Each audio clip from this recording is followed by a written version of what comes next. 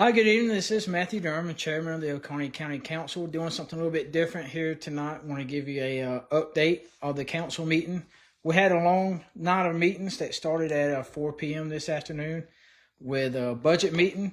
In the budget meeting, the school district came in and presented their budget to begin with. You know, as the school district is an independent board, they set the regulations for the school district, but the county is ultimately the taxing authority. So they present their budget to us. We'll have to approve their budget, and then the millage again later in the fall. They provided us with a lot of material, a lot of good information. It's a lot to digest too. They left us with some books, and we'll review them and we'll reach back out to them with any questions we have and fill in some gaps. May bring them back in for another night. After that, we continue with the discussions on the county budget side, preparing for fiscal year 27 budget. The goal is to try to keep that budget as flat as possible, probably include a COLA increase for the employees and not a whole lot of other changes. But we still do not have a final product of that. But first reading will be May 5th for the county budget. After that, we moved on to the regular council meeting. And it was a rather busy schedule night. We moved through it fairly quickly. But a couple big items I just kind of want to point out to you. We did pass second reading of an amended budget. And fiscal year ends June 31st. So you say, why are you amending a budget this late in the year? Well, we've had the insurance overages and some revenue shortcomings. So we're passing a budget amendment to balance a budget. So we finish out the year with a balanced budget. That'll take place. We'll have a third reading next week, I believe on Wednesday or Thursday morning. It needs to be done prior to May 1st because there's some language in the budget as well that needs to be changed for the new insurance we're rolling to. We're rolling to PEBA. Health insurance for county employees. Our other insurance looked like it came in about $4 million over budget. So we're swapping to PEBA to cut those costs down. PEBA insurance is what most government agencies is on. And this is great insurance. It's honestly better than what most people get in the private sector. But there is some cost increases to the employees, but minimal, like a family plan to go up about $30. But the deductible goes down by $500 a year. So it's kind of a wash on that end. But we moved on from the amended budget to, we had another ordinance second reading for an incentive package we're putting together for an industry that we hope to gain to bring to Oconee County. It's a very competitive project that's also looking out of state. We're doing ad valorem taxes on them. It's not a fee in lieu of agreement, but it's going to be, if we land it, it's all in the backup material, about a $44 million investment and 107 jobs, and it's a company that's been around for a very long time. And I hope we can land it and bring it to Oconee County because it can bring good jobs and good opportunity for the citizens here and for future generations as well. If they do come, in addition to the 107 jobs, they'll bring about $15 million, maybe close to $16 million in tax revenue over the next 30 years. Following that, we had a great discussion on the old county courthouse. You know, if you drive through Walhalla, you see the courthouse been sitting there for a couple of decades, rotting. I went inside the courthouse a couple years ago, and it's formed its own ecosystem in there. Everybody talks about the wood paneling that was inside. It's all destroyed.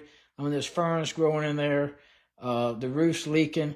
You know, when the county built the new courthouse years ago, if they had just kept the roof on it, maybe the building would be salvageable, but it's in complete disrepair.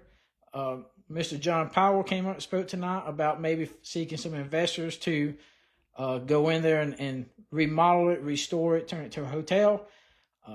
I'll sit down with Mr. Powell later and talk, and he's free to seek investors, but we're going to seek up too on going and demolishing the building. I have some pictures I took 2 years ago. I presented them at the county council meeting.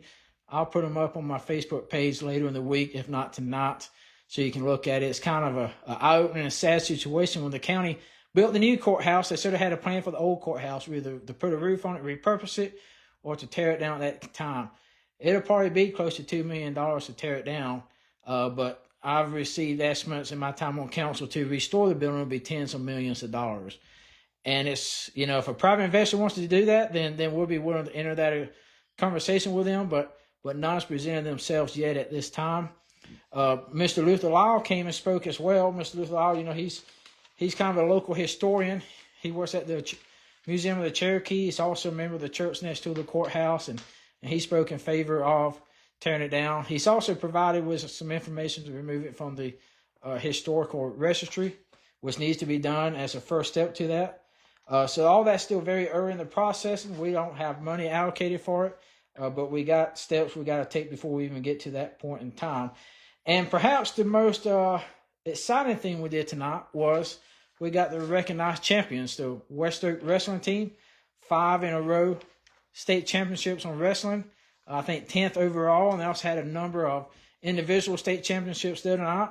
They kind of make it a habit of coming and visiting us every year, and it was great to see them and the excitement that they bring and the competitiveness. Because listen, 5 championships in a row, that doesn't happen just by accident.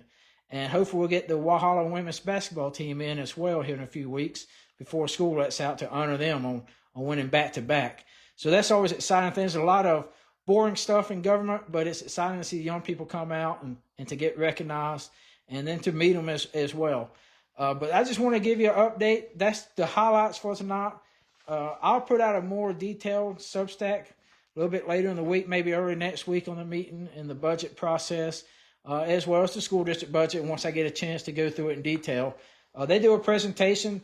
Jay Schickling is the chief financial officer. He's leaving, but he does a very detailed presentation. But in the middle of a presentation, there's a lot to take in, so we've got to take time now to study it and ask questions and come back.